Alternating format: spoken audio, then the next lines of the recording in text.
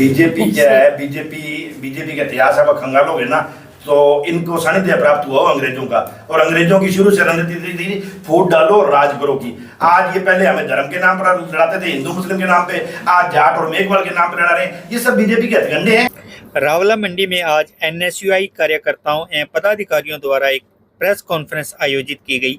यह कॉन्फ्रेंस अरुण कटारिया के निवास स्थान पर संपन्न हुई, जिसमें संगठन के कई प्रमुख सदस्य मौजूद रहे। प्रेस कॉन्फ्रेंस में रामा देवी बावरी, अमित शर्मा, दिलीप मेघवाल, हितेश बिश्नोई, सुग्रीव जाखड़ व जायद जसलेरा सहित अन्य पदाधिकारी ने भाग लिया। इस दौरान वर्तमान राजनीति परिस्थितियां, छात्र हितों तथा आगामी चुनाव रणनीतियों को लेकर विस्तार से चर्चा की गई। एनएसयूआई कार्यकर्ताओं ने बताया कि यह प्रेस कॉन्फ्रेंस मुख्य रूप से बीकानेर में कल आयोजित होने वाली गोविंदराम मेघवाल की जनसभा को लेकर रखी गई है। साथ ही उन्होंने सोशल मीडिया पर वायरल हो रहे गोविंदराम मेघवाल के ऑडियो को लेकर भी अपनी प्रतिक्रिया व्यक्त की और मामले की निष्पक्ष जांच की मांग की। इसके अलावा विश्वविद्यालयों में आरएसएस द्वारा किए जा रहे शस्त्र पूजन कार्यक्रम का एनएसयूआई ने विरोध जताया। कार्यकर्ताओं ने कहा है कि शैक्षणिक संस्थाओं में इस प्रकार के कार्यक्रम छात्र माहौल को प्रभावित करते हैं। प्रेस कॉन्फ्रेंस में पंचायती राज एवं निकाय चुनाव समय पर नहीं कराए जाने को लेकर भी नाराजगी व्यक्त की गई। एनएसयूआई पदाधिकारियों ने सरकार के शीघ्र चुनाव कराने की मांग उठाई और चेतावनी दी है कि यदि मांगों पर ध्यान नहीं दिया जाता है तो संगठन आंदोलन का रास्ता भी अपना सकती है। बने रहिए हमारे चैनल बंसल न्यूज रावला मंडी। आज एक कॉन्फ्रेंस रखी है कांग्रेस पार्टी की तरफ से, क्या मुद्दे हैं, किसके लिए रखी हुई है? देखिए, सबसे पहले तो आप सब मीडिया वालों का मैं धन्यवाद करती हूँ कि आप सब लोग यहाँ पहुँचे। आप सभी का बहुत बहुत आभार।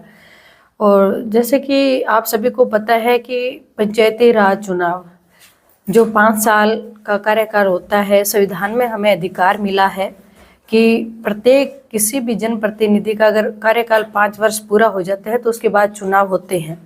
लेकिन बीजेपी सरकार अभी चुनाव नहीं करवा रही, तो सरासर ये लोकतंत्र की हत्या की जा रही है, हमारे संविधान को कुचला जा रहा है। क्योंकि आप देख ही रहे हैं कि किस प्रकार से ये लोग पंचायती राज चुनावों को टालने के कभी कोई बहाना लगाते हैं, कभी कोई बहाना लगाते हैं।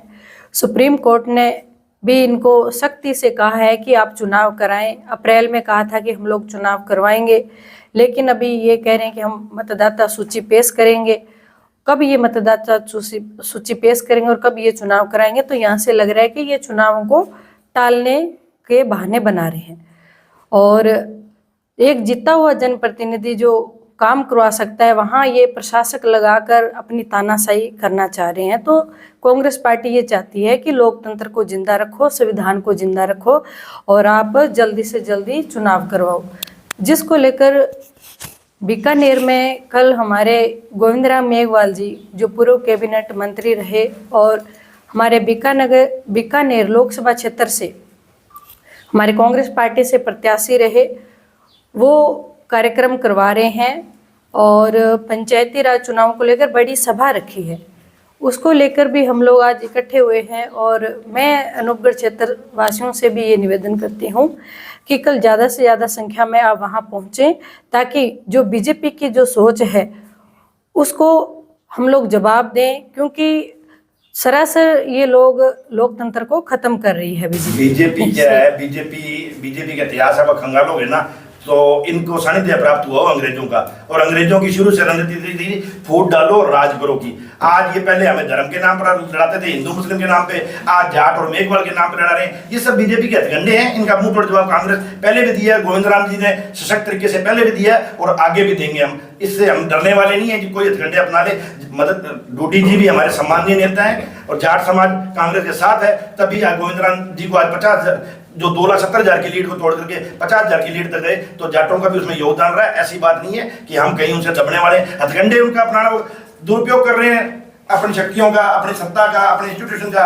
आज तो कब तक करते रहेंगे? जनता सब देख रही है और आने वाले समय में जवाब मिल जाए। सब काम भी जो करवा रही है वो बीजेपी करवा रही है। हमारे आपस में कोई गुटबाजी नहीं है, पर उसको हवा देने का काम ये करते हैं कि ये इनको आपस में लड़ाई रखें और हम राज करते रहें, जबकि इनके मंसूबे कभी कामयाब नहीं होंगे। गुटबाजी थोड़ी मोटी रहती है, वो दूर हो जाएगी। पीछे छोड़ा, देखो ये ऐसी पार्टी है जो किसी चीज को नहीं सुनती है कहीं पर भी। जिला बनाने का काम हमारी अशोक गहलोत सरकार ने किया था और जिला अनूपगढ़ को बनाया।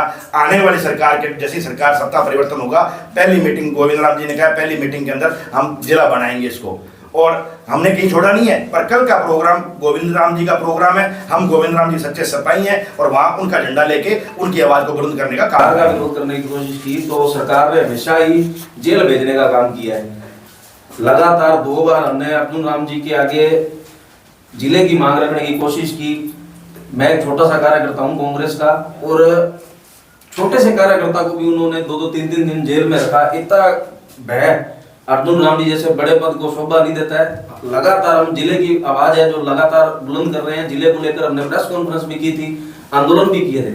जैसे ही हमारी सरकार वापिस सत्ता में आती है तो अनूपगढ़ को जिला दोबारा गहलोत सरकार बनाएगी। पर जो आज का मुद्दा है वो है कि 5 तारीख को ज्यादा से ज्यादा कांग्रेस कार्यकर्ताओं को एकत्रित करके गोविंद राम जी को मजबूत करना, जो उनके खिलाफ षड्यंत्र रचे जा रहे हैं उनके खिलाफ आवाज। सबसे पहले तो आप सभी का धन्यवाद। आज की सभा पंचायती राज और निकाय चुनाव दोनों के लिए है, और एक कल बीकानेर में 5 तारीख को संगठन बढ़ाओ लोकतंत्र बचाओ की विशाल सभा का आयोजन किया जा रहा है। इसके तहत हम सभी ने आज ये प्रेस वार्ता का आयोजन किया गया है। इसके माध्यम से हम तमाम कांग्रेस के पदाधिकारियों को और यहाँ के जो युवा साथी है जो गोविंद राम जी के साथ जुड़े हुए हैं उनसे ये आग्रह करते हैं कि कल 5 तारीख को विशाल सभा के आयोजन को सफल बनाने का काम किया जाएगा।